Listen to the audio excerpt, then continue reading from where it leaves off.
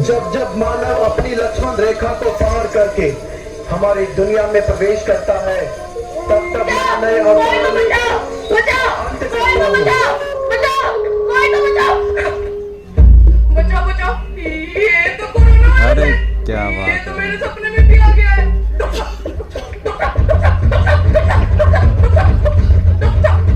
मुझे बचा लो डॉक्टर। ये कोरोना वायरस तो दृष्टि रोग की तरह मेरा सहारा है। ये तो मेरी आत्मा तक को भी पी जाएगा। मुझे बचा लो डॉक्टर राजीव जी। अरे भाई मोहन, तुम इतनी चिंता मत करो। विज्ञान ने कोरोना का इलाज ही नहीं बल्कि इसका प्रतिरोधक टीका भी बना लिया है। क्या इतनी जल्दी? ये कैसे हुआ? मानव को पहला टीका बनाने में तो सैकड़ों साल लग गए थे। तो अभी कोई चमत्कार है या अचानक ही किसी अद्भुत ख्याल पर ढेर लग गई है? सबको विश्वास कैसे होगा? आओ भाई मोहन, मैं तुम्हें विज्ञान की वो विजय गाथा सुनाता हूँ जिसकी वजह से आज हम मृत्यु से अमृता की ओर बढ़ रहे हैं।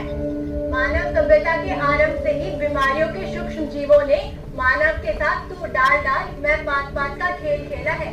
चिकित्सा जगत की सबसे बड़ी खोज, चेचक जैसी भयंकर बीमारी का प्रतिरोधक टीका, जिसे सन 1798 में एडवर्ड जेनर ने कॉपाक्स के वायरस से बनाया। फिर इसके बाद टीकाकरण के विज्ञान ने कभी पीछे मुड़कर नहीं देखा। लुई पास्चर ने चिकन पॉक्स, हैजा, रैबिट, एंथ्रेक्स के टीके विकसित किए।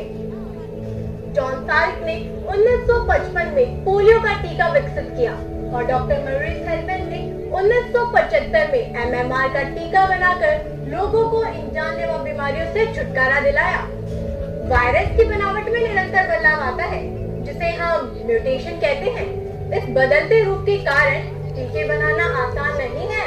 ओहो, ये वायरस तो बड़ी शायरी करते हैं। कभी राम सन के, कभी श्याम सन के, चले आते प्रभु जी चले आते। हाँ, alpha, beta, gamma, delta, Omicron, ना जाने कितने अलग अलग रूप हैं इसके। डॉक्टर साहब, मुझे तो यह समझ नहीं आता, ये वायरस इतनी जल्दी रूप कैसे बदल लेते हैं? ये काम भी वे मेजबान जीव की कोशिकाओं से ही करवाते हैं।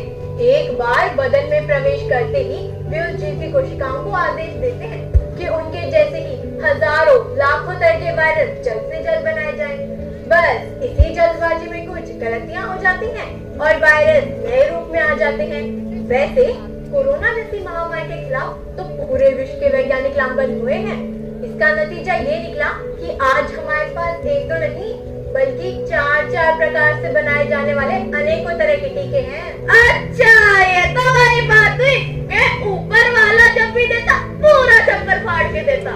अरे भाई मोहन, छप्पर फाड़ कर नहीं, वायरस फाड़ कर निकाले हैं ये टीके। आरएनए आधारित टीकों के लिए जेनेटिक कोड का इस्तेमाल किया जाता है। इसके अलावा वायरस के स्पाइक प्रोटीन से भी इम्यूनिटी विकसित की जाती है। वायरल वेक्टर आधारित टीकों में वास्तविक एंटीजन नहीं होते, शरीर इसे अपनी ही कोशिकाओं से बनाते हैं। और चौथी तरह के टीके निष्क्रिय वायरस से भी बनाए जाते हैं। और मोहन, तुम्हें पता है अब तो हमारे देश में नाक में डालने वाले टीके भी बना लिए गए हैं जिन्हें एक स्प्रे के रूप में नाक में दिया जाता है। यह नाक के अंदर के हिस्से में पहुंचकर इम्यून तैयार करता है। यह ज्यादा कारगर इसलिए भी है क्योंकि कोरोना जैसी हवा में फैलने वाली बीमारियां सबसे पहले नाक के द्वारा ही बदन में प्रवेश करती हैं। अरे वाह, इतने सारे कर जो चाय लगवाओ, जैसे चाय लगवाओ। अरे भाई मोहन, ये जोर जैसे की बातें छोड़ो और जल्दी करो। हमें कोरोना के टीके लेकर हेलीकॉप्टर से ओडिशा की तरफ भी तो जाना है। चलो भाई चलो, हम तो हर समय तैयार है हवा के पंखों पर उड़ने के लिए।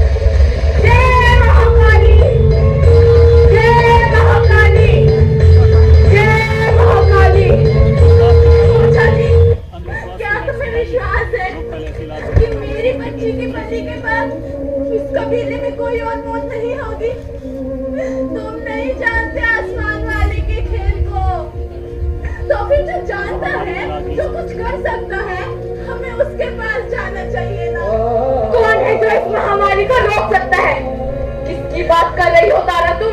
मैं बात कर रही हूँ हमारी पूरी दुनिया की। मैं बात कर रही हूँ विज्ञान की, जिसने आम आदमी को महाराजा जैसी सुविधा दी है, जिसने कितनी ही बीमारियों से दुनिया के लोगों को बचाया है, जिसने आदम जात को शक्ति और सुरक्षा दी है। अरे हम तो छोटी सी सुनैया की मच्छी के समान है। हमने छोटे से ज्ञान को ही बहुत बड़ा समझते हैं। एक बार विज्ञान के समुद्र में जाकर तो देखो चाची। अब आप लोगों को कौन समझाए? हे देवी माँ, अब तुम ही कुछ कृपा बरसाओ देवी माँ, हम पे रहम करो देवी माँ। अरे ये तो चीज आ रही है, हमारी जमीन पर कैसे आ गई?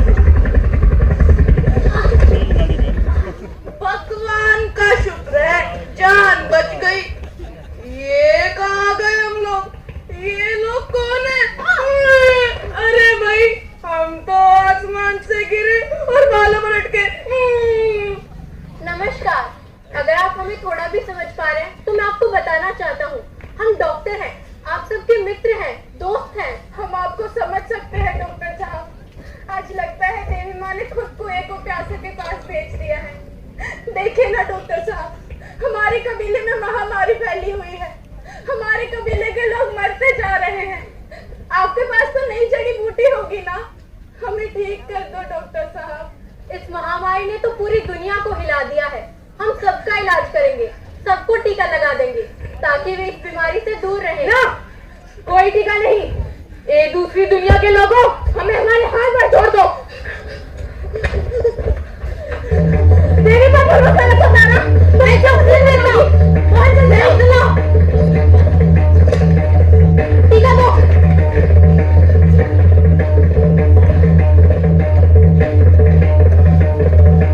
जब देवी के रहम और आप सबके कर्म से हम यहाँ आ ही गए, तो क्यों ना सबको टीका लगा ही देते हैं। लेकिन इन टीकों का क्या?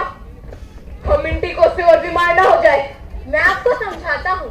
जैसा कि मैंने सुना है, आप कबीले के लोग बचपन से ही बच्चों को थोड़ा थोड़ा विष पिलाते हैं। बताइए ऐसा क्यों? हाँ, बिल्कुल सही। हम हमारे कबीले के बच्चों को बचपन से ही थोड़ा थोड़ा विष पिलाते हैं ताकि सांप के काटने पर भी वे मरे नहीं। हाँ तो अब सुनो, यही काम ही कोरोना का टीका करता है।